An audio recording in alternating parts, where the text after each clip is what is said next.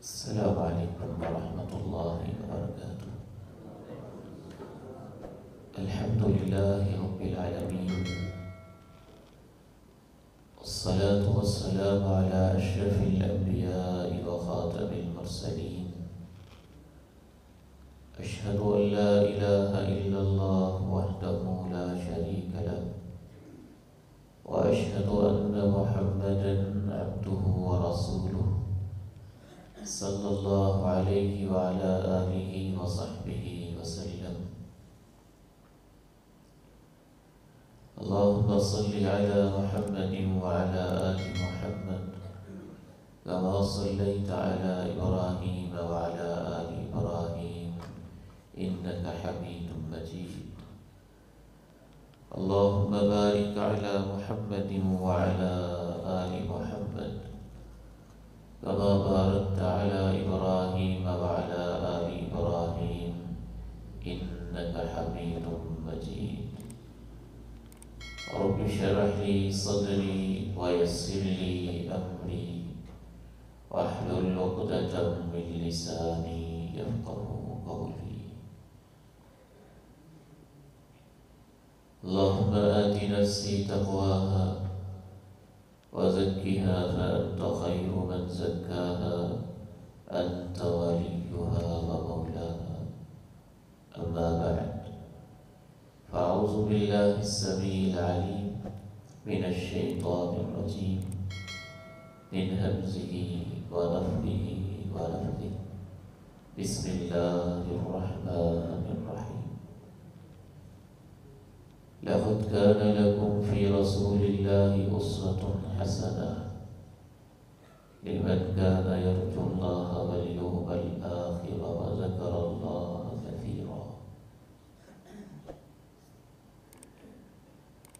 وقال عز من قائل سبحانه وتعالى: وما آتاكم الرسول فخذوه وما نهاكم عنه فانتهوا۔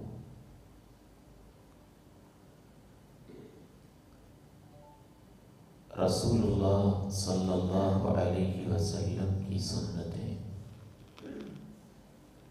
آپ کی باتیں، آپ کے تذکرے، مہک مہک خوشبو خوشبو، محبت ہی محبت ہے۔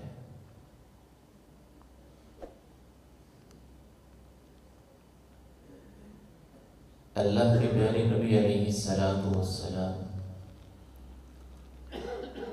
زندگی میں ایک دفعہ کسی صحابی کو بات سمجھا دیتے تھے۔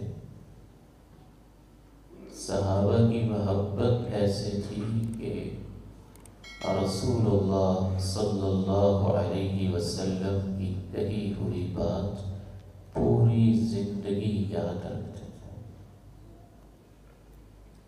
صرف ایک دفعہ آپ نے ایک چھوٹے سے بچے سے کہا: یا غلام، بیٹا سم اللہ، بسم اللہ پڑھ کے کھانا کھایا کرو۔ کل بیمینک، دائیں ہاتھ سے کھایا کرو۔ وکل مما یلیک، اپنے سامنے اور قریب سے کھایا کرو۔ وہ بچہ کہتا ہے: فما زالت تلک طعمتی بعد، جب سے اللہ کے نبی نے مجھے یہ ہدایات دی ہیں اس وقت سے لے کے آج تک میں نے جب بھی کھانا کھایا ہے اسی حکم اور سنت کے مطابق کھایا۔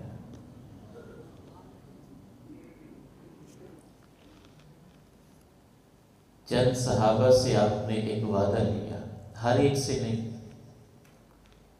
اہل علم شارحین حدیث نے لکھا ہے ہر ایک کے لیے ممکن نہیں، بعض لوگوں سے آپ خاص خاص وعدے لیتے تھے۔ ان سے وعدہ لیا، بہت سارے وعدے، ان میں سے ایک وعدہ یہ بھی لیا کہ تم نے کسی سے کبھی کوئی سوال نہیں کرنا۔ ایک ہوتے ہیں دین کے بارے میں کوئی سوال کرنا، وہ تو مطلوب ہے، یہاں آپ کا مقصد تھا دنیا کی کوئی چیز مانگنی نہیں، سوال نہیں کرنا۔ ان صحابہ نے اس پہ اتنا عمل کیا، صحیح مسلم کی روایت ہے، وہ کہتے ہیں وَلَقَدْ رَأَيْتُ بَعْضَ أُولَئِكَ النَّفَرِ يَسْقُطُ صَوْتُ أَحَدِهِمْ فَلَا يَسْأَلُ أَحَدًا أَن يُنَاوِلَهُ إِيَّاهُ، پوری زندگی سوال سے اتنا بچتے رہے، کوئی چیز مانگنا تو دور کی بات ہے، اگر اونٹ پہ سواری پہ بیٹھے ہوئے اپنا ہی گھوڑا نیچے گر پڑا ہے تو کسی کو یہ نہیں کہتے تھے کہ مجھے گھوڑا ہی پکڑا دو۔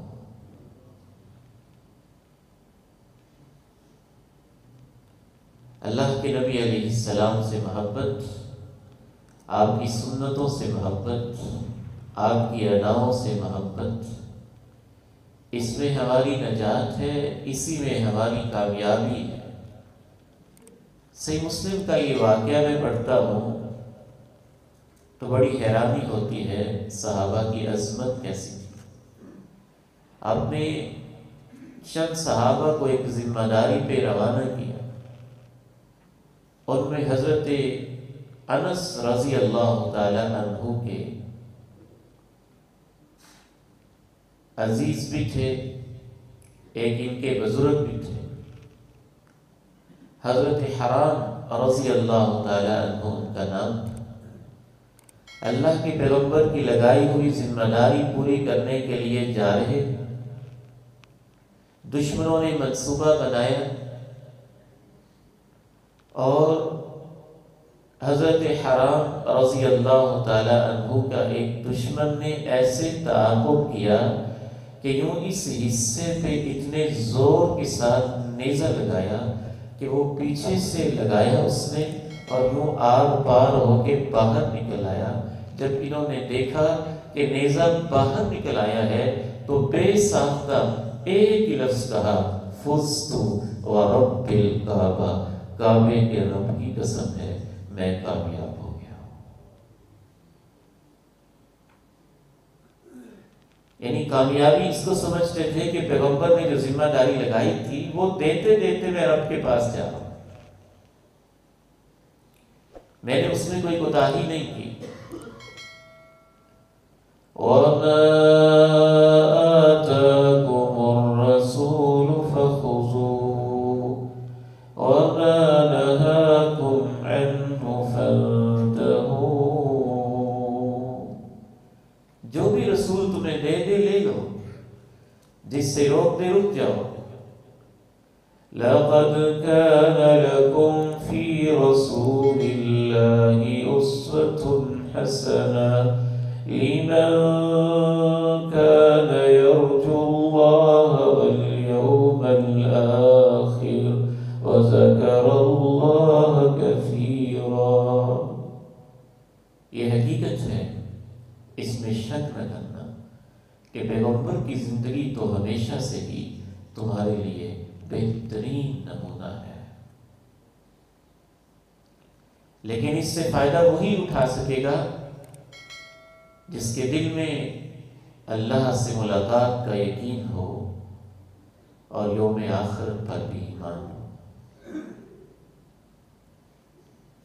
ہم نے رسول اللہ صلی اللہ علیہ وسلم کے اٹھنے کے معمولات پڑھے، دن کے معمولات شروع کرنے سے پہلے میں نے یہ مناسب سمجھا کہ رات کے معمولات کو مکمل کر دیا جائے جب تک رات کے معمولات درست نہیں ہوں گے۔ آخر جب تک رات کے معمولات سنت کے مطابق نہیں ہوں گے، دن کے معمولات سنت کے مطابق نہیں ہو سکتے۔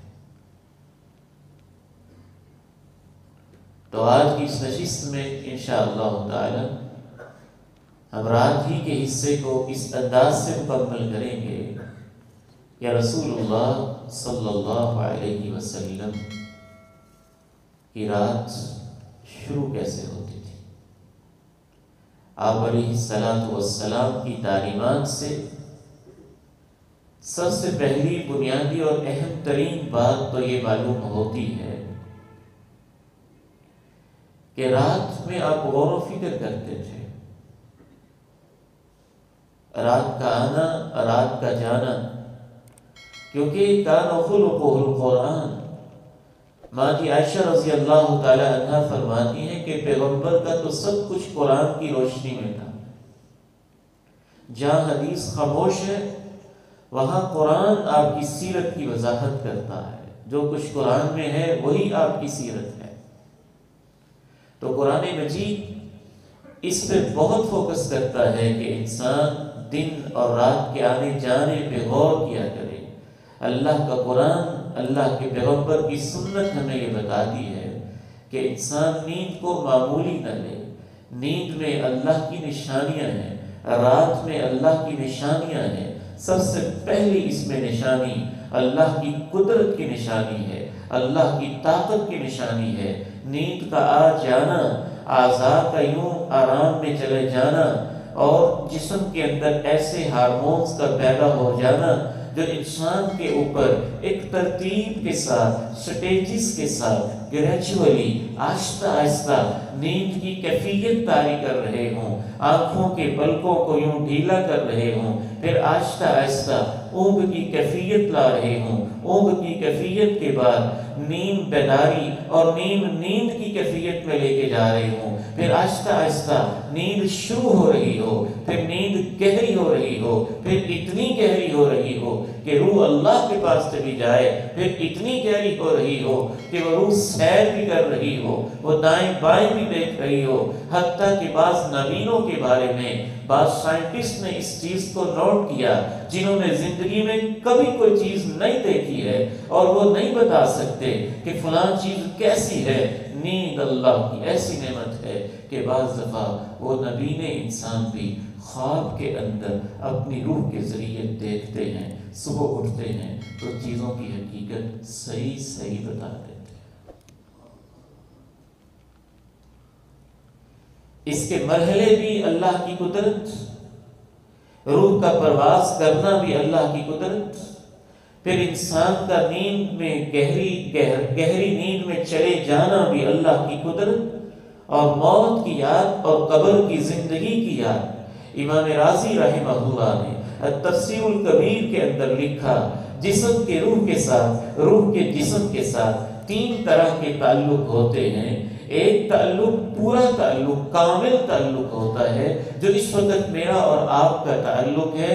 روح جسم میں موجود بھی ہے، ہمارا جسم ایکٹیو بھی ہے، روح اندر موجود بھی ہے، جسم ہمارا پوری طرح ایکٹیو بھی ہے۔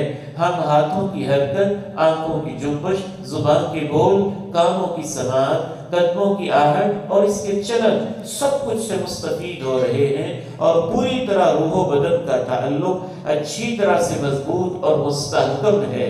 روح اور بدن کا دوسرا تعلق وہ ہوتا ہے جس میں یہ تعلق ٹوٹ جاتا ہے، روح جسم سے پرواز کر جاتی ہے، یہ ایک کالبد سا رہ جاتا ہے، یہ ایک پنجرہ رہ جاتا ہے، یہ ایک خاکہ سا رہ جاتا ہے، یہ ایک مٹی کی مورت رہ جاتی ہے، لیکن کسی کام کی نہیں ہوتی ہے۔ پھر اس کو ایک لاش کہتے ہیں، اس کو ایک ڈیڈ باڈی کہتے ہیں۔ مردے میں اور زندے میں صرف بنیادی طور پہ ایک ہی فرق ہے، اس میں روح موجود ہے اور اس کی روح اس سے پرواز کر گئی ہے، اٹھ گئی ہے۔ تیسرا تعلق امام راضی کہتے ہیں کہ روح اور جسم کا یہ ہوتا ہے کہ روح جسم کے اندر پوری طرح موجود نہیں ہوتی، لیکن اس کا جسم کے ساتھ کچھ تعلق ہوتا ہے۔ یہ حالت نیند کی حالت ہوتی ہے۔ مثال کے طور پہ میں سمجھانے کے لیے اپنے انداز میں یوں کہہ سکتا ہوں، جیسے بجلی کا کنیکشن ہے، جو پیچھے سے انرجی آ رہی ہے، سپلائی آ رہی ہے، جو بجلی آ رہی ہے، اگر اس کو آپ روح تصور کریں اور ان پنکھوں کو، ان لائٹوں کو اگر آپ جسم تصور کریں تو ان کے بھی آپس میں تین طرح کے ہی تعلق ہوتے ہیں۔ ایک یہ ہے کہ بجلی آ بھی رہی ہے، بٹن آن بھی ہے، اور جس کے اندر بجلی آ رہی ہے، پنکھے میں آ رہی تو وہ حرکت میں آ گیا، لائٹ میں گئی اور اس کا بٹن آن ہوا تو اس میں روشنی پیدا ہو گئی۔ اسی طرح روح جس جسم کے اندر جاتی گئی، جو اس جسم کی شکل تھی وہ حرکت میں آتا گیا۔ جس طرح ایک تو بجلی کے ساتھ ان چیزوں کا تعلق، یہ کامل تعلق ہے، بٹن آن بھی ہے، ان کے اندر بجلی موجود بھی ہے، نظر نہیں آ رہی لیکن اصل ان کو روشنی دینے والی اور پنکھے کو حرکت دینے والی اور اس مائک کو آواز پہنچانے والی وہ بجلی ہے۔ ایک تعلق بجلی کا اور ان چیزوں کا یہ ہوتا ہے کہ ہلکا سا تعلق موجود ہے لیکن بٹن آف آپ نے کیا ہوا ہے، ہلکا سا اس کے اندر کوئی کرنٹ معمولی سا آ رہا ہے، جسم کے ساتھ ان چیزوں کے ساتھ اس بجلی کا تعلق موجود ہے۔ تیسرا یہ ہے کہ آپ نے تار کاٹ دی اور تعلق بالکل ہی ختم ہو گیا۔ ایسے ہی جسم اور روح کے بھی 3 تعلق ہوتے ہیں۔ اللہ یتوفی الانفس حین موتها والتي لم تمت في منامها فيمسك التي قضى عليها الموت ويرسل الأخرى إلى أجل مسمى إن في ذلك لآيات لقوم يتفكرون۔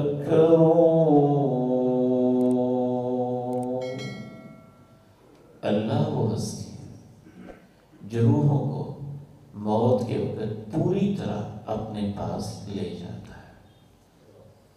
والتي لم تمت، اور جن جانوں کی موت کا وقت ابھی نہیں آیا ہوتا، فی منامها، ان کی روحوں کو نیند میں اپنے پاس لے جاتا ہے۔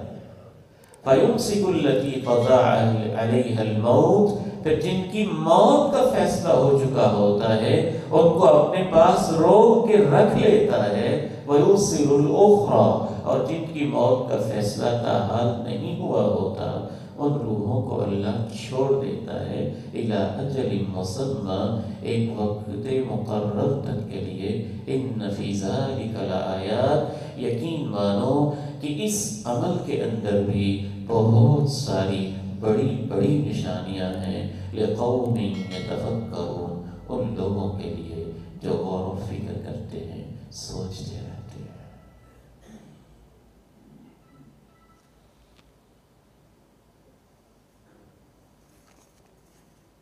اگر نیند نہ آئے تو انسان کی زندگی اجیرن ہو جائے،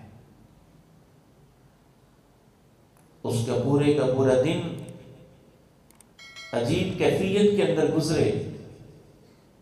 اگر نیند تو آئے لیکن نیند کا وہ ماحول اللہ نہ بنائے جو اللہ پوری کائنات کا ماحول بناتا ہے۔ یغشی اللیل النہار یطلبہ حثیثا، رات کو لے کے آتا ہے، دن کی روشنیوں کے پردے رات ان کے اوپر اپنی تاریکیوں کے پردے ڈال دیتی ہے۔ وَجَعَلْنَا نَوْمَكُمْ سُبَاتًا وَجَعَلْنَا اللَّيْلَ لِبَاسًا، رب کریم نیند کے لیے اس کائنات میں پورا انتظام کرتا ہے۔ پیغمبر علیہ السلام کی پہلی سنت مبارکہ یہ ہے کہ نیند میں غور و فکر کریں، اسے اللہ کی نعمت سمجھیں، اللہ کی قدرت سمجھیں، اللہ کی رحمت سمجھیں، اللہ کی عظمت کی نشانی سمجھیں، رات کے آنے جانے میں غور کریں، اسے بھی اللہ کی رحمت اور قدرت کی نشانی سمجھیں۔ دوسری سنت نیند کے حوالے سے یہ ہے کہ نیند کو عبادت بنائیں۔ عبادت کیسے بنے گی؟ نیت کے ساتھ بنے گی۔ اگر ایک شخص 60 سال زندگی گزارتا ہے تو زندگی کا تقریباً تیسرا حصہ وہ نیند میں گزارتا ہے، 20 سال نیند میں گزارتا ہے۔ اگر ان 20 سالوں میں اس نے کوئی نیت ہی نہیں کی، تھکا ہارا دن کا دھڑام سے آ کے بستر پہ گر گیا، تو اس کے بارے میں تو اللہ کے پیارے نبی علیہ الصلوۃ والسلام نے یہ الفاظ استعمال کیے، حمار بالنہار جیفۃ باللیل۔ میری امت کے کچھ لوگ ایسے ہوتے ہیں، دن میں گدھوں کی طرح جیتے ہیں، رات میں مرداروں کی طرح اور جانور کی لاشوں کی طرح سوتے ہیں۔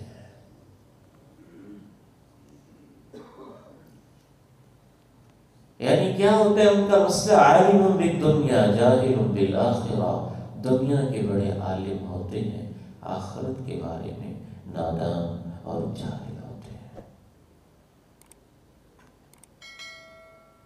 نیند کی بھی نیت ہے، اور نیت دل کے ارادے کا نام ہے۔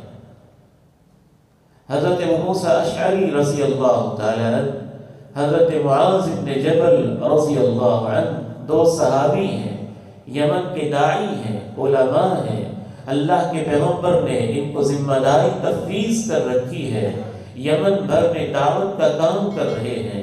ایک صاحب یمن کے ایک صوبے میں ہیں، دوسرے صحابی یمن کے دوسرے صوبے میں ہیں۔ بیٹھتے ہیں تو آپس میں ایک دوسرے سے کارگزاری سنتے ہیں، آپ کیسے کام کر رہے ہیں، اچھا آپ کیسے کام کر رہے ہیں، سنتے سنتے کہتے ہیں رات آپ کیسے سوتے ہیں، اچھا آپ کیسے سوتے ہیں، ایک دوسرے سے مذاکرہ ہو رہا ہے۔ ایک صحابی جلیل کہتے ہیں میں تو کچھ دیر کے لیے سو جاتا ہوں، پھر اٹھ جاتا ہوں، پھر سو جاتا ہوں، پھر اٹھ جاتا ہوں، پھر سو جاتا ہوں، پھر اٹھ جاتا ہوں۔ دوسرے صحابی کہتے ہیں نہیں میں ایسے نہیں کرتا، میں تو الحمدللہ اچھی طرح سے نیند لیتا ہوں، آرام کرتا ہوں، رات کے پہلے حصے میں آرام کرنے کے بعد پھر میں پچھلے پہر اٹھتا ہوں۔ یہاں یہ خوبصورت جملہ یہ یاد رکھیے، بزرگوں سے اور بھائیوں سے اور بیٹوں سے کہتا ہوں، کہتے ہیں احتسب نومتی کما احتسب قومتی، صحیح بخاری ہے، احتسب نومتی کما احتسب قومتی، جتنے ثواب کی نیت میں تہجد میں کرتا ہوں اتنی ہی ثواب کی نیت میں اپنی نیند کی بھی کرتا ہوں۔ اللہ میں اس لیے سو رہا ہوں تاکہ میرے جسم میں نشاط آئے، قوت آئے، اور دوبارہ پھر تیری عبادت میں لگ جاؤں۔ اس کا فائدہ کیا ہوگا؟ حضرت عثمان بن عفان رضی اللہ تعالی عنہ جامع ترمذی میں بیان کرتے ہیں کہ رسول اللہ صلی اللہ علیہ وسلم نے ارشاد فرمایا من حضر العشاء فی جماعہ کان له قیام نصف لیلہ، جو عشاء کی نماز باجماعت پڑھ لیتا ہے اللہ اسے آدھی رات کی تہجد کے برابر ثواب دے دیتے ہیں۔ ومن صلی العشاء والفجر فی جماعہ کان له كقیام لیلہ، اور جو عشاء اور فجر دونوں نمازیں باجماعت پڑھ لیتا ہے اللہ اس کے نامہ اعمال میں لکھوا دیتے ہیں کہ میرا یہ بندہ تو پوری رات ہی میرے سامنے کھڑے ہو کے تہجد ہی پڑھتا رہا۔ یہ نیت سے ہوگا نا۔ میرے بیٹے، میری بیٹیاں، بھائی اور بزرگ رات کو باقاعدہ یہ ذہن بنا کے سوئیں کہ فجر کے وقت اٹھنا ہے، نماز باجماعت پڑھنی ہے۔ ایک اور اس حوالے سے اہم ہدایت یہ بھی ذہن میں رکھیے، صرف اتنی ہی نہیں نیت، اگر آپ اس میں یہ نیت بھی شامل کر لیں جو 2 دن سے ہم عرض کر رہے ہیں کہ انشاءاللہ فجر کی اذان سے پہلے کچھ دیر کے لیے اٹھنا ہے، رب سے راز و نیاز کی باتیں بھی کرنی ہیں، کو بڑے بڑے کام ہیں وہ اللہ کے سامنے ان کی اپلیکیشنز بھی پٹ کرنی ہیں، درخواستیں بھی رکھنی ہیں، اللہ سے کام بھی کروانے ہیں، گناہ بڑے ہیں، معافیاں بھی مانگنی ہیں، رب کے سامنے قیام بھی کرنا ہے، کوئی 2-4 رکعات بھی پڑھنی ہے یا تہجد پڑھنی ہے، کوئی نیت چھوٹی سطح کی یا بڑی سطح کی اگر آپ یہ بھی کر لیتے ہیں تو پھر کیا ہوگا؟ سنن ابن ماجہ میں جناب ابو الدرداء رضی اللہ تعالی عنہ بیان فرماتے ہیں، من اتا فراشہ وهو ينوي ان يقوم فيصلي من الليل فغلبته عينه حتى يصبح، جو اپنے بستر پہ آیا اور اس کے دل میں نیت یہ تھی کہ صبح اذان سے پہلے اٹھوں گا، کچھ رات اللہ کے سامنے جاؤں گا، قیام کروں گا، لیکن اس کی آنکھیں اس پہ غالب آ گئیں، نیند آئی تاری رہی اور وہ نہ اٹھ سکا حتیٰ کہ صبح ہو گئی۔ رسول اللہ صلی اللہ علیہ وسلم ارشاد فرماتے ہیں، کتب لہ ما نوی، اللہ اسے 2 اجر دیتا ہے۔ پہلا اجر یہ دیتا ہے اس کی نیت جتنی تھی اتنے تہجد کا ثواب اللہ اس کے لیے لکھ دیتا ہے۔ دوسرا اجر، کان نومہ صدقۃ علیہ من ربی، اللہ کہتے ہیں یہ جو تو جی بھر کے سویا ہے تیری نیند کو میں نے اپنی طرف سے صدقہ بنا دیا۔ نیت نیند کی بھی ہوتی ہے، یہ بہت اہم چیز ہے۔ جب تک نیت نہ ہو، اگر بچہ نیت لے کر ہی سویا ہے، نوجوان بیٹا کہ بس آج سونا ہے اور سورج چڑھے تک سویا ہی رہنا ہے، صرف یہی نہیں کہ وہ ثواب سے محروم ہو گیا ہے، شیطان کا غلبہ بھی اس پہ ہوگا، اللہ معاف فرمائے۔ اگر اس حالت میں اس کی روح اللہ کے پاس ہمیشہ کے لیے چلی جاتی ہے تو اللہ کے سامنے کیا نیت لے کے کھڑا ہوگا؟ نیت کی نیت ہے۔ رسول اللہ صلی اللہ علیہ وسلم کی ایک اور سنت مبارکہ نیند کے حوالے سے یہ ہے کہ نیند کی ٹائمنگ بھی آپ نے طے کی ہے، یعنی سویا تو کسی وقت بھی جا سکتا ہے، شریعت نے درجہ بندیاں کر دی ہیں، ہر چیز کو فرض نہیں کیا تاکہ انسان گناہگار نہ ہو جائے، لیکن جو السابقون ہیں، جو پیغمبر کی اداؤں اور سنتوں سے محبت کرنے والے ہیں، ان کی نیند کیسی ہوتی ہے؟ رسول اللہ صلی اللہ علیہ وسلم عشاء سے پہلے سونے کو پسند نہیں کرتے تھے اور عشاء کے بعد باتیں پسند نہیں کرتے تھے، بلکہ ایک روایت میں تو آپ نے منع کیا ہے، نہا عن النوم قبل العشاء والحدیث بعدها۔ امام البانی نے صحیحہ میں یہ الفاظ نقل کیے کہ اللہ کے نبی علیہ السلام نے عشاء سے پہلے سونے سے منع کر دیا ہے اور عشاء کے بعد گپ شپ سے روک دیا ہے۔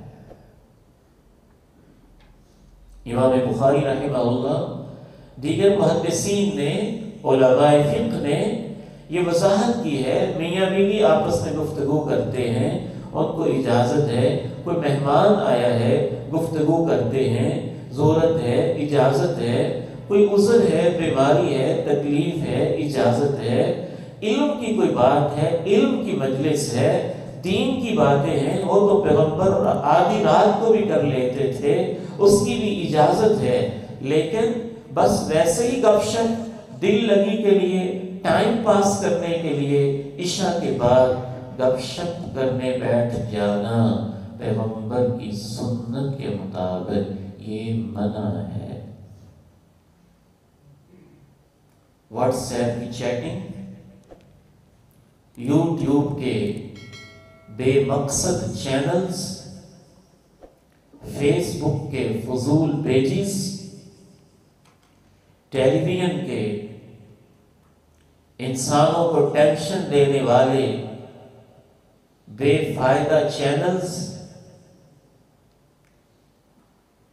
ٹک ٹاک کے مختلف کلپس، یہ سب اس حدیث کی زد میں آتے ہیں کہ اللہ کے نبی علیہ السلام نے منع کر دیا ہے عشاء کے بعد باتیں کرنے سے۔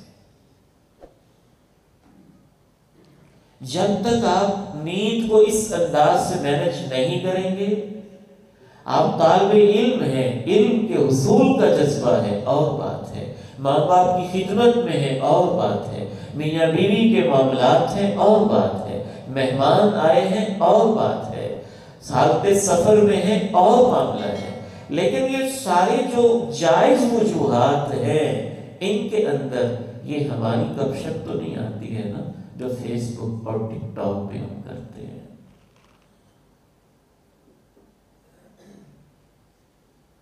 اس نے ہماری اوقات کو تباہ کر کے رکھ دیا ہے، تباہ کر کے رکھ دیا ہے، جس کا نقصان نہ صرف یہ کہ ہمیں ایمانی نقصان ہو رہا ہے، روحانی نقصان ہو رہا ہے، ہمارا جسمانی اور صحت کا نقصان بھی ہو رہا ہے۔ پیغمبر کی سنت میں برکت ہی برکت ہوتی ہے۔ سائنسدان چیخ چیخ کے بتا رہے ہیں کہ اللہ نے جسم کے اندر، باڈی کے اندر ایسے ہارمونز رکھے ہوتے ہیں کہ جیسے ہی سورج ڈوب جاتا ہے، رات کی سیاہی چھانا شروع ہوتی ہے، تاریکی کے پردے آنا شروع ہوتے ہیں، وہ جسم کو حکم دینا شروع کر دیتے ہیں، نیند کی تیاری شروع کر دیتے ہیں، اور عشاء کے بعد کی نیند سب سے پرسکون نیند ہوتی ہے، سب سے زیادہ آرام دہ نیند ہوتی ہے۔ اگر آپ نے اس کو فضول اوقات میں ضائع کر دیا ہے تو آپ اللہ کے ہاں جواب دہ ہیں، ذمہ دار ہیں۔ ہاں اگر کسی بامقصد کام میں لگا رہے ہیں تو یہ اور معاملہ ہے۔ ہم تو سچی بات ہے بڑے کمزور ہیں، یہ ہمارے اوپر اللہ کا فضل ہے کہ اللہ نے ہمیں ایسی ہستیوں کی زیارت نصیب فرمائی، ایسی ہستیوں کی رفاقت نصیب فرمائی جن کی زندگیوں میں سنت کی جھلک نظر آتی ہے۔ ابا جی رحمہ اللہ کس موقع پہ یاد آ رہے ہیں، اتنی سختی سے کہتے کہ بیٹا خبردار، عشاء کی نماز کے بعد مسجد میں بھی نہیں بیٹھنا ہے، گھر میں آ کے سنتیں پڑھنی ہیں۔ ادھر عشاء کی نماز ہوتی اور ادھر پورے گھر میں ایک سونے کا ماحول ہوتا، ابا جی کا ایک روب ہوتا، ابا جی کا ایک وقار ہوتا، اور سب سونے کی تیاریوں میں ہوتے، اور اللہ نے ان کی زندگی میں ایسی برکت رکھی ہوئی تھی کہ فجر کی نماز سے بھی پہلے وہ بعض دفعہ صحیح بخاری کا سبق پڑھا لیتے تھے۔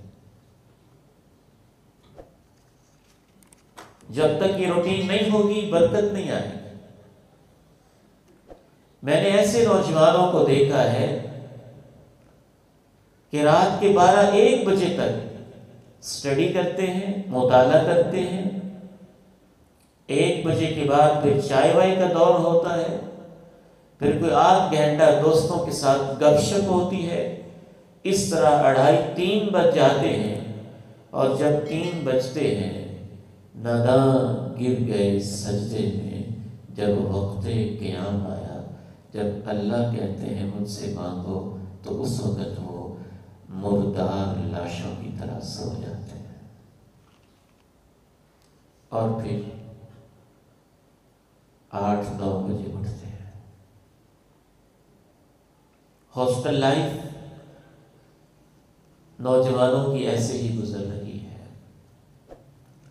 ابا جی رحمہ اللہ کی تربیت تھی، اللہ کا فضل رہا، اسلام آباد اور لاہور میں 5-5 6-6 سال ہاسٹل کے اندر گزارے، لیکن سب دوست جانتے تھے کہ عبید الرحمن عشاء کے بعد جلدی سو جاتا ہے، اس میں ہمارا کچھ نہیں۔ ابا جی رحمہ اللہ کی تربیت تھی۔ کبھی بھی عشاء کے بعد سونے کی وجہ سے تعلیم میں کسی سے پیچھے نہیں رہے۔ اللہ کے فضل سے جہاں بھی اللہ نے موقع دیا ٹاپ کیا ہے، اور لوگوں سے آگے نکلنے کا موقع دیا ہے، کیونکہ سنت کی برکت ہوتی تھی۔ صبح جلدی اٹھ گئے، لوگ ابھی سو رہے ہوتے تھے، اور ہم اپنا مطالعہ کر کے، ریوائز کر کے، اور جلدی ناشتہ کر کے سب سے پہلے کلاس میں بھی پہنچے ہوتے تھے۔ اللہ ہمیں ان سنتوں کی طرف واپس آنے کی توفیق دے۔ یہ ہم اپنی ساری ترتیبات تباہ کر کے ترقی نہیں کر رہے، اپنا نقصان کر رہے۔ لاہور اور کراچی کے بازاروں میں اس سنت سے محروم ہونے کی وجہ سے انرجی کا کتنا نقصان ہو رہا ہے، بجلی کا کتنا نقصان ہو رہا ہے، صحتوں کا کتنا نقصان ہو رہا ہے، کاروبار کا کتنا نقصان ہو رہا ہے۔ آپ اس چیز کا اندازہ نہیں کر سکتے ہیں کہ اس ایک سنت پہ عمل نہ کرنے کی وجہ سے کراچی کے شادی حالوں کا یہ حال ہے۔ رات کے 2 بجے کھانے چل رہے ہیں، 1 بجے شادیوں کے فنکشن چل رہے ہیں، اس طرح کے معاملات چل رہے ہیں۔ وہ تو اللہ نے کچھ انسانوں کو جھنجھوڑنے کے لیے کورونا کے ایسے کچھ سال درمیان میں لے کے آئے جس سے انسانوں کی ترتیبیں پھر سیدھی ہونا شروع ہوئیں۔ یہ ترقی نہیں، یہ ہم زوال کی طرف جا رہے ہیں۔ سنتوں کو چھوڑنے سے برکتیں رخصت ہوتی ہیں۔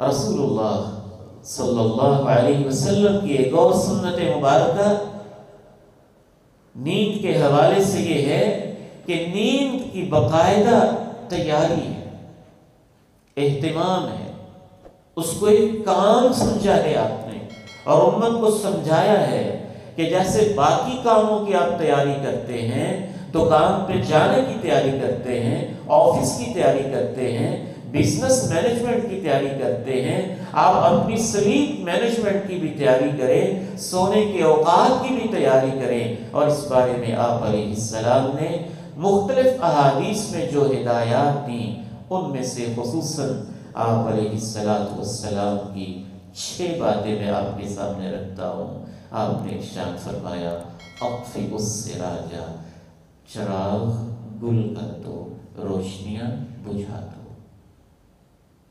اوقب الاسقیاء، جتنے بھی وہ برتن ہیں جن میں لیکوڈ چیزیں ہیں، پینے کی چیزیں ہیں، مشروبات ہیں، ان کو اچھی طرح سے بند کر دو۔ خمر الشراب، اگر وہ بند کرنے والی چیزیں نہیں ہیں، ان کا ڈھکن نہیں ہے، اوپر سے بند نہیں ہو سکتی، خمر الشراب، تو ان کو ڈھانپ دو۔ چوتھا حکم، غلق الابواب باللیل، دروازوں کو بند کر دو۔ ایک دوسری روایت میں کہا بسم اللہ پڑھ کے بند کرو۔ پانچواں حکم، غط الاناء، جو کھانے کے دیگر برتن ہیں ان کو بھی ڈھانپ دو۔ اگر ان میں ایسی چیز ہے جو صبح استعمال کرنی ہے تو ان کو ڈھانپ دو۔ ایک اور روایت میں کہا اطفئ الاناء، اگر اس میں کھانے پینے کی کوئی چیز نہیں ہے تو ان کو الٹا رکھ دو۔ ان حکموں میں پتہ نہیں کیا کیا حکمتیں ہیں۔ 2 حکمتیں تو دیگر احادیث میں آپ نے بتا دی۔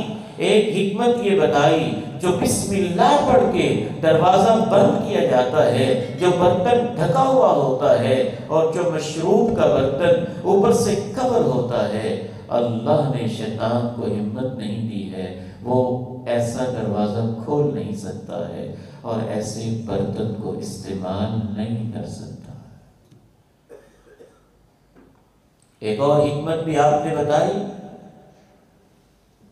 کہ سال میں ایسی رات ہوتی ہے جس میں بیماری ہوتی ہے، جو برتن کھلا ہوتا ہے ان برتنوں میں داخل ہو جاتی ہے۔ آج تو آپ سائنس کے دور میں جی رہے ہیں، شاید پیغمبر کی ان باتوں کو بعض لوگوں کے لیے سمجھنا ممکن نہیں تھا۔ یہاں اس وقت میری باڈی کے اوپر پتہ نہیں کیا کچھ موجود ہے، ٹیبل کے اوپر کیا کچھ موجود ہے، وہ آپ کو مائکروسکوپ کے اندر نظر آتا ہے۔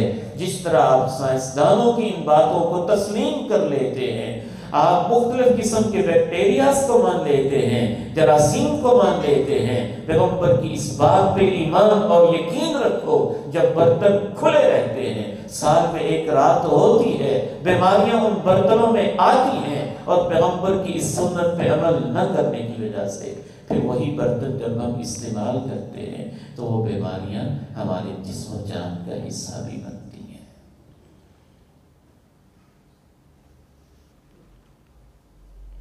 لاہور کے ایک بھائی بڑے پریشان تھے، کہنے لگے میری بیٹی رات کو بہت ڈرتی ہے،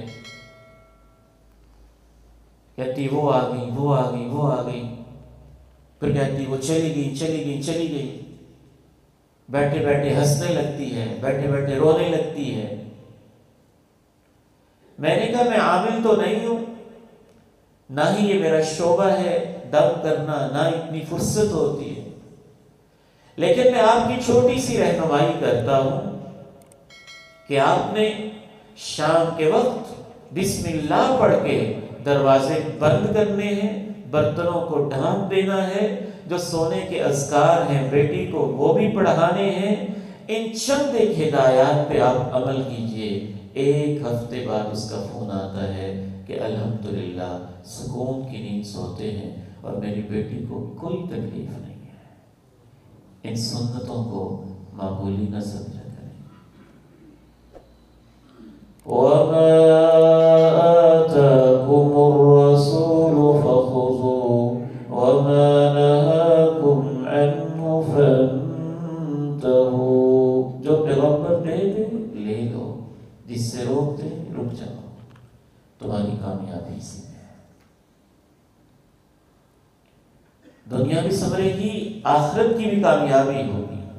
ایک اور تعلیم پیغمبر علیہ السلام کی یہ ہے کہ آپ علیہ السلام نیند سے پہلے وضو کی تلقین کرتے ہیں۔ نیند ایک کام ہے، اسے ہم نے عبادت بنانا ہے۔ اہل ایمان کی راتیں اور ہوتی ہیں، اہل کفر کی راتیں اور ہوتی ہیں، تقوی والوں کی راتیں اور ہوتی ہیں، غیر متقی لوگوں کی راتیں اور ہوتی ہیں، پاک باز لوگوں کی راتیں اور ہوتی ہیں، بے حیا لوگوں کی راتیں اور ہوتی ہیں، پیغمبر سے محبت کرنے والوں کی راتیں اور ہوتی ہیں، پیغمبر سے بے وفائی کرنے والوں کی راتیں اور ہوتی ہیں۔ اہل ایمان کی راتوں کے تذکرے تو اللہ اپنے قرآن میں کرتا ہے۔ ان کے دن کیسے ہوتے ہیں وہ بھی اور طرح کے، راتیں کیسے ہوتی ہیں وہ بھی اور طرح کی۔ تو سونے سے پہلے وضو کیجیے۔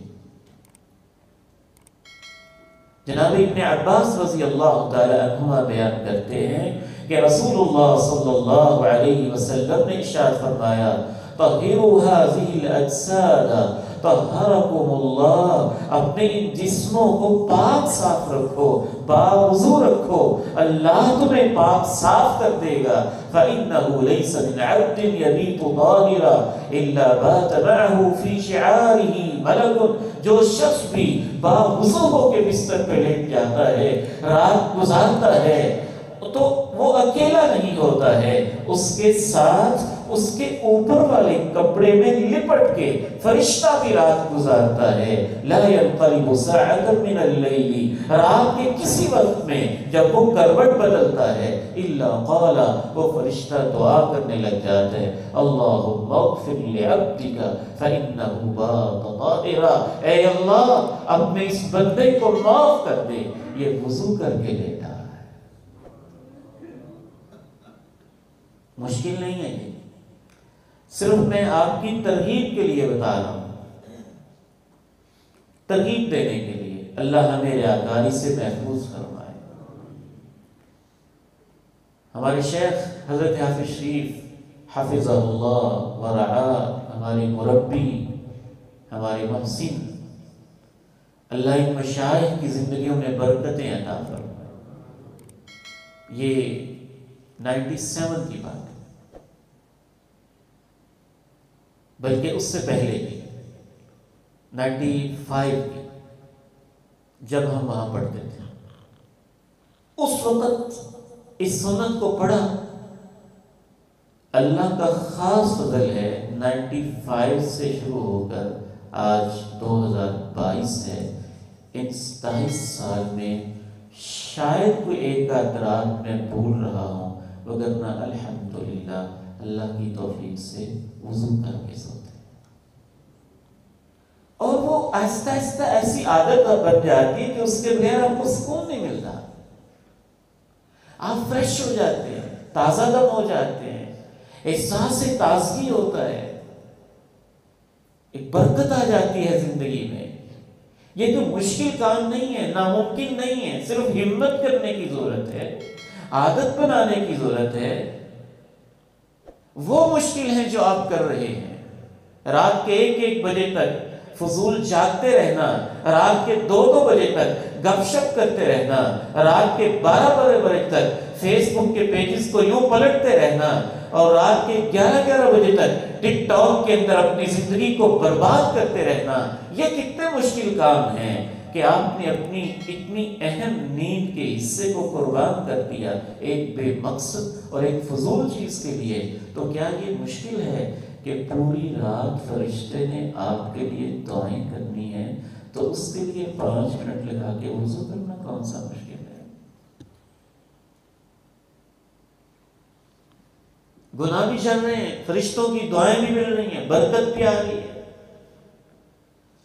رسول اللہ صلی اللہ علیہ وسلم کی ایک اور سنت مبارکہ، سلیپ مینجمنٹ پیغمبر سے سیکھیے۔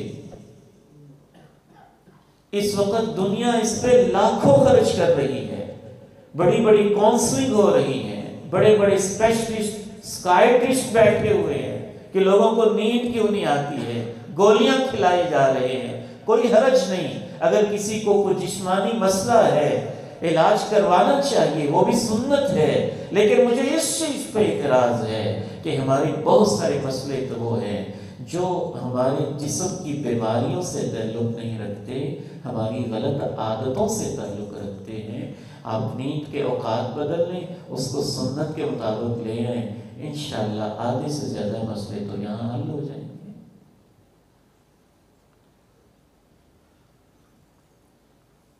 آپ کو نیند آئے تو ذکر کرتے کرتے آئے، اللہ کو یاد کرتے کرتے آئے۔ کیسی نیند ہے اس بیٹے کی جس نے ہیڈ فون لگایا ہوا ہے،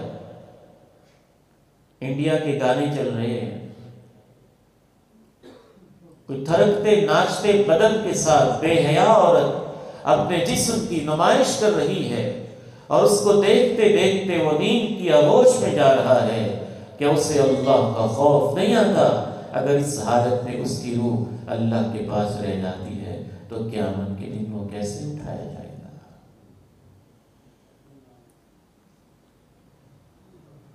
رسول اللہ صلی اللہ علیہ وسلم ارشاد فرماتے ہیں، ما من مسلم یبیت علی ذکر طاہرہ، جو شخص بھی باوضو ہو کے ذکر کرتے ہوئے سو جاتا ہے، فیتعار من اللیل فیسأل اللہ خیرا من الدنیا والآخرہ الا اعطاہ ایاہ، ذکر کرتے کرتے باوضو ہو کے اگر وہ لیٹا ہے، رات کے کسی وقت اس کی آنکھ کھلتی ہے، جو دعا مانگتا ہے دنیا اور آخرت کی بلائیوں میں سے اللہ اس کی وہی دعا قبول کر لیتا ہے۔ نیند کو عبادت بنائیں، سنت کے مطابق بنائیں، نیند کے آداب اور پیغمبرانہ جو مسنون نیند ہے اس کے اندر ایک چیز یہ بھی شامل ہے کہ آپ علیہ السلام نے جو اذکار بتائے ہیں وہ کرتے کرتے سوئیں، اور وہ بہت ہی خوبصورت ہیں، بہت لمبے چوڑے ہیں۔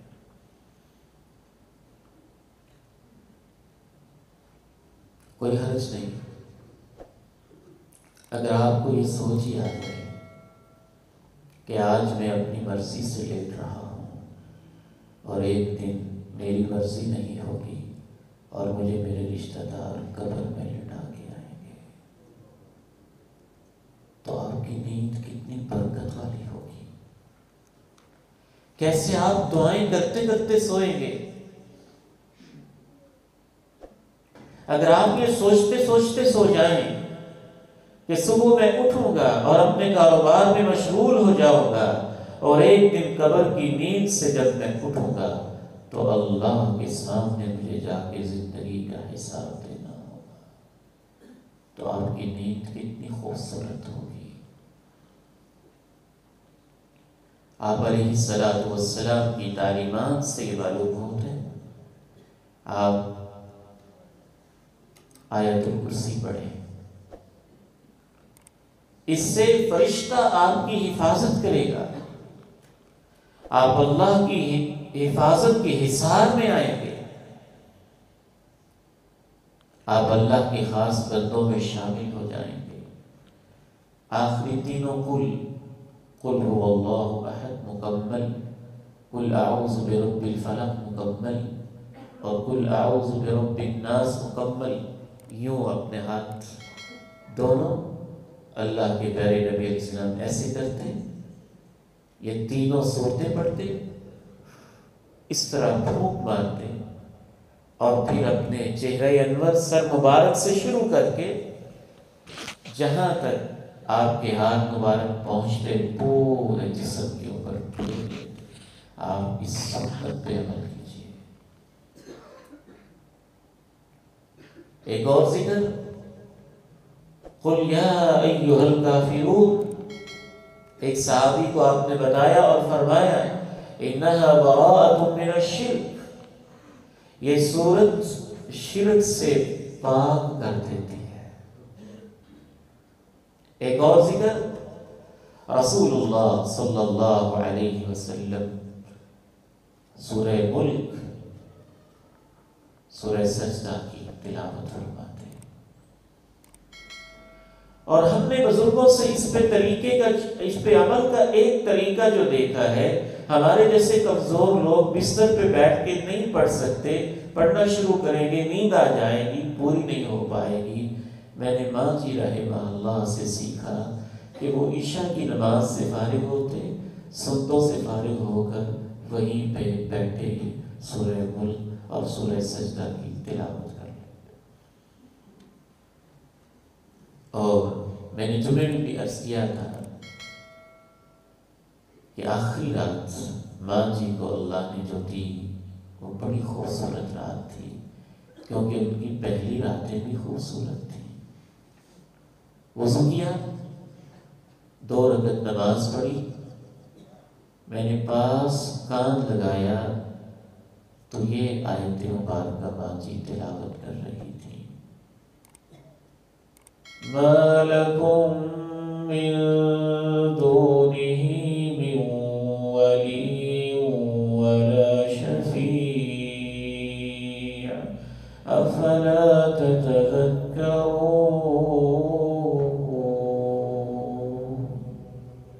اللہ کے علاوہ تمہارا کوئی مددگار نہیں ہے، اللہ کے علاوہ تمہیں کہیں سے کوئی سفارشی بھی نہیں ملے گا۔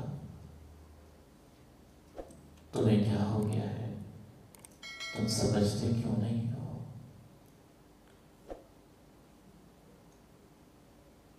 اور ایسے کرتے کرتے ہی اللہ نے ان کو اپنے پاس بلا لیا۔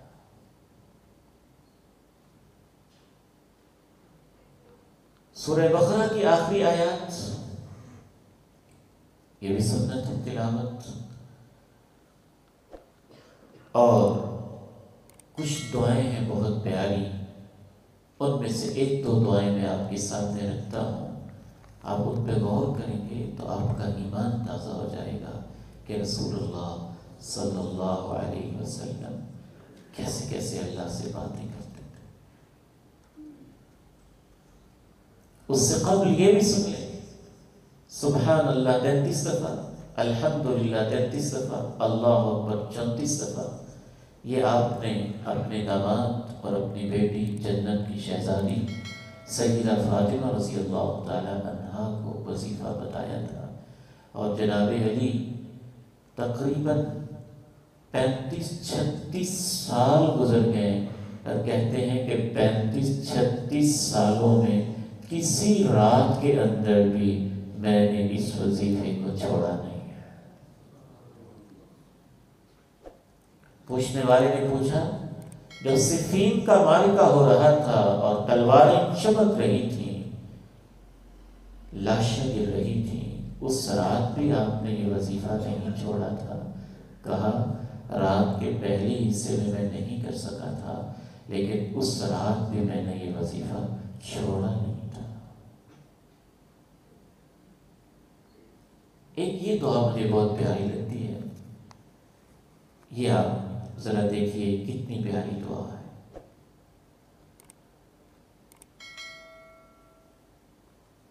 اللهم أسلمت نفسي إليك وفوضت أمري إليك وألجأت ظهري إليك رغبة ورهبة إليك لا ملجأ ولا منجا منك إلا إليك آمنت بكتابك الذي أنزلته وبنبيك الذي أرسلته۔ اے اللہ، میں اپنا آپ اور اپنی روح، اپنی جان تیرے حوالے کر کے سو رہا ہوں، اپنے کام تیرے سپرد کر کے سو رہا ہوں، اور اپنا سہارا تجھے بنا کے سو رہا ہوں۔ الجأت ظہری الیک کا بہت پیارا لفظ ہے، بڑا سکون ملتا ہے اس کو پڑھ کے۔ یوں جیسے انسان تھکا ہارا ہو، اس کے پاس کوئی ٹیک لگانے کے لیے کوئی سہارا نہ ہو، تو ایسے ٹیک لگا دے، اس کو کہتے ہیں الجأت ظہری الیک۔ آپ کہتے ہیں اللہ، میں اپنی زندگی کا سہارا تجھے بنا کے سو رہا ہوں، میرے شوق تیرے لیے ہے اور میرے خوف تجھ سے ہے۔ خیر لینے کے لیے تیرے جیسی جگہ کوئی نہیں ہے، اور شر سے بچنے کے لیے بھی تیرے جیسی جگہ کسی کے پاس کوئی نہیں ہے۔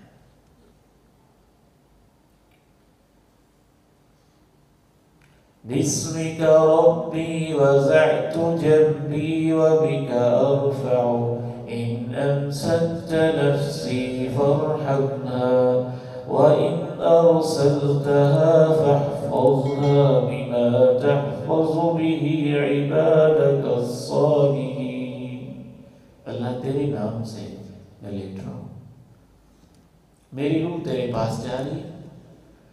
اگر تیرا فیصلہ ہو کہ تو نے اپنے پاس ہی رکھ لینی ہے تو میرے اوپر رحم کرتے رہنا، اگر تیرا فیصلہ ہو کہ مجھے اللہ دن دوبارہ نصیب ہونا ہے تو پھر میری ویسے حفاظت کرنا جیسے تو اپنے نیک بندوں کی حفاظت کرتا ہے۔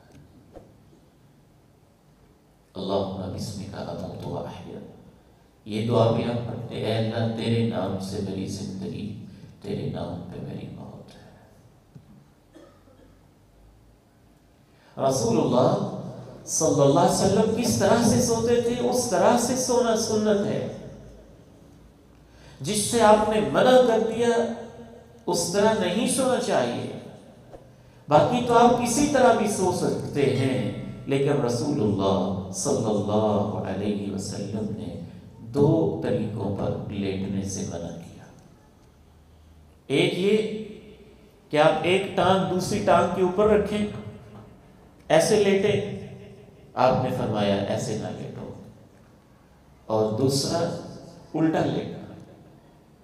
میں اپنے بیٹوں اور بیٹیوں سے خصوصاً کہنا چاہتا ہوں، اس سے بچیں، اس سے انسان کی نفسیات پہ، سوچوں پہ شیطان کے مختلف حملے بھی ہوتے ہیں، اور پیغمبر نے روک دیا ہے، صرف روکا ہی نہیں، ان الفاظ کے ساتھ روکا ہے۔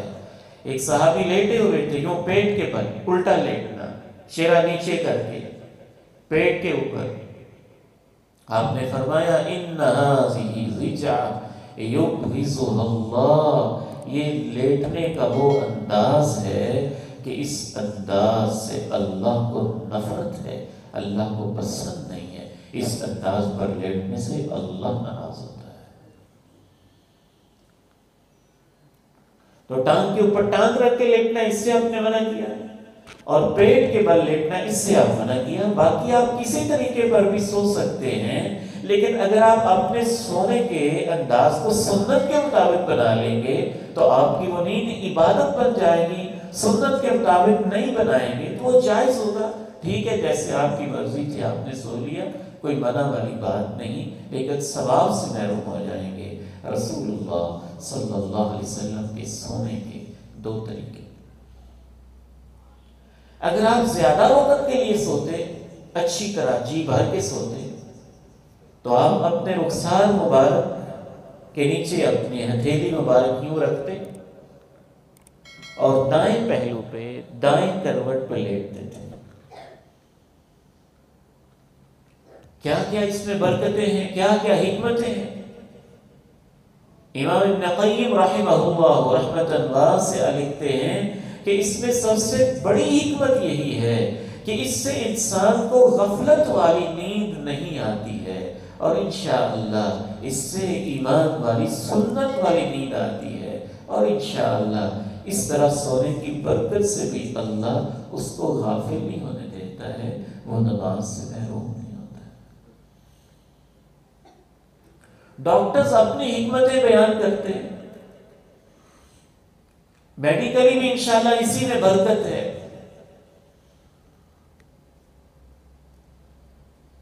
اگر ہم تھوڑی دیر کے لیے سوتے تو رسول اللہ صلی اللہ علیہ وسلم کے صحابہ بھی اتنے عظیم ہیں، ایک ایک چیز کو کیسے نوٹ کرتے تھے۔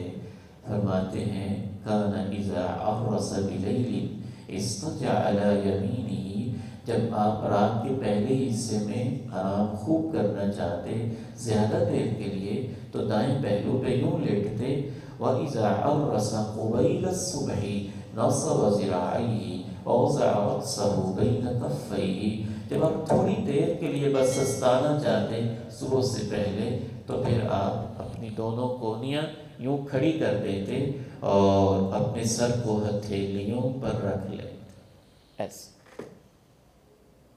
پھر آپ ایسے لیٹتے۔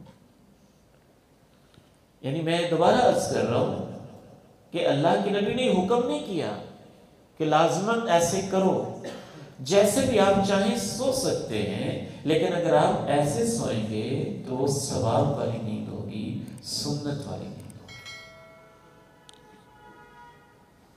کیا کیا حکمتیں ہیں آپ کی ایک ایک سنت کے اندر، ہم تو اس کی گہرائی میں اتر کے پوری طرح اسے سمجھ بھی نہیں سکتے ہیں۔ یہ تھے رسول اللہ صلی اللہ علیہ وسلم کے نیند کے بتائے ہوئے آداب۔ اگر نیند اس طریقے کے مطابق ہوگی تو انشاءاللہ اس میں خیر ہوگی، اس میں الحمدللہ آپ کے لیے بہت ساری برکتیں ہوں گی، اور یہ نیند آپ کے لیے عبادت بن جائے گی۔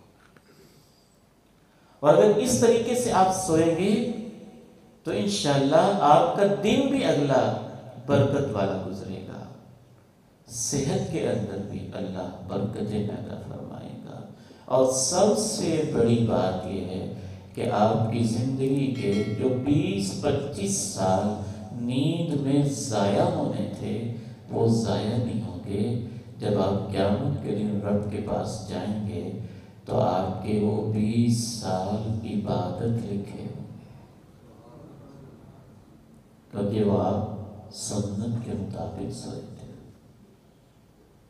اللہ تعالیٰ سے دعا مجھے اور آپ کو عمل کی توفیق نصیب فرمائے۔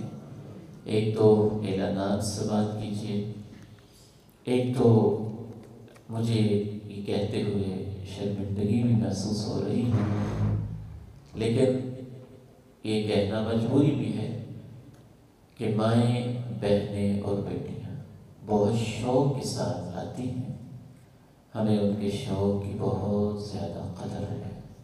اللہ تعالیٰ ان کا یہ شوق قبول فرمائے، لیکن کچھ ایسی مجبوریاں ہوتی ہیں کہ نہ چاہتے ہوئے بھی کہنا پڑتا ہے، چونکہ اس سائڈ پر بچے ہوتے ہیں، اور شریعت کا یہ اصول ہے کہ فائدے لینا دوسرے نمبر پہ کام ہوتا ہے، اور فساد سے بچنا، فتنے سے بچنا یہ زیادہ مقدم ہوتا ہے۔ اس لیے ہم نے جو ہمارے انتظامیہ کے احباب ہیں ان کے ساتھ مشاورت کے بعد یہ طے کیا ہے کہ مائیں، بہنیں، بیٹیاں جگہ کی کمی کی وجہ سے زحمت نہ کیا کریں، ان کے لیے ہمارے پاس چونکہ پورا انتظام نہیں ہے۔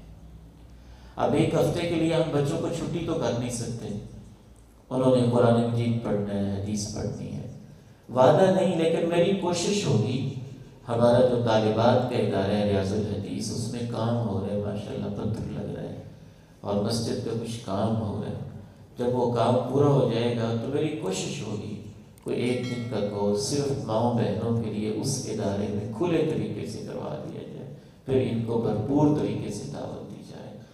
تو فی الحال ہماری یہ گزارش ہے کہ ہماری یہ مائیں بہنیں بیٹیاں زحمت نہ کیا کریں، کیونکہ جب پھر وہ کمرہ بھر جاتا ہے تو پھر بہنیں بیٹیاں جوتوں والی سائڈ پہ بیٹھتی ہیں، گلی میں بیٹھتی ہیں، ٹھنڈ ہوتی ہے، آواز بھی نہیں ہوتی اور کافی ان کو تکلیف کا سامنا کرنا پڑتا ہے۔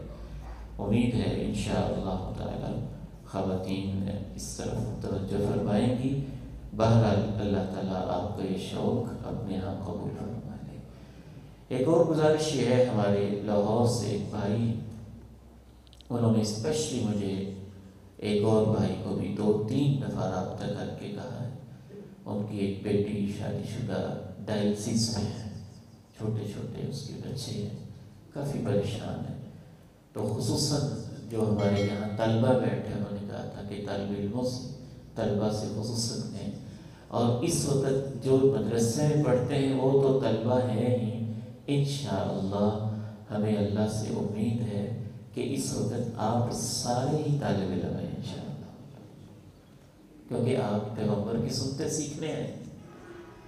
اور انشاءاللہ اللہ سے ہم یہ بھی امید رکھتے ہیں کہ جیسے یہ دین کے طلبہ ہیں جنہوں نے اپنے آپ کو وقف کیا ہے اور فرشتے ان کے قدموں کے نیچے پر بچھاتے ہیں، ہم اللہ سے حسن ظن رکھتے ہیں کہ آپ جب اس نیت سے آتے ہیں نا کہ سنتیں سیکھنی ہے، پیغمبر کی سنتیں، تو آپ بھی طالب علم ہوتے ہیں، اور اس نیت کی وجہ سے آپ کے قدموں کے نیچے بھی فرشتے پر بچھاتے ہوں گے انشاءاللہ۔ تو آپ بھی دعا کیجیے۔ اس کو بند کرنے، لائٹیں نہیں بند کرنی، ویسے کیمرہ آف کرنا۔ تو ہم اللہ تعالیٰ سے اپنی اس بیٹی کے لیے، بھتیجی کے لیے بھی دعا کرتے ہیں۔ میری صحت بھی آج کافی اپسیٹ رہی ہے، میرے لیے بھی دعا کریں، اللہ تعالیٰ اخلاص عطا فرمائے، صحت عطا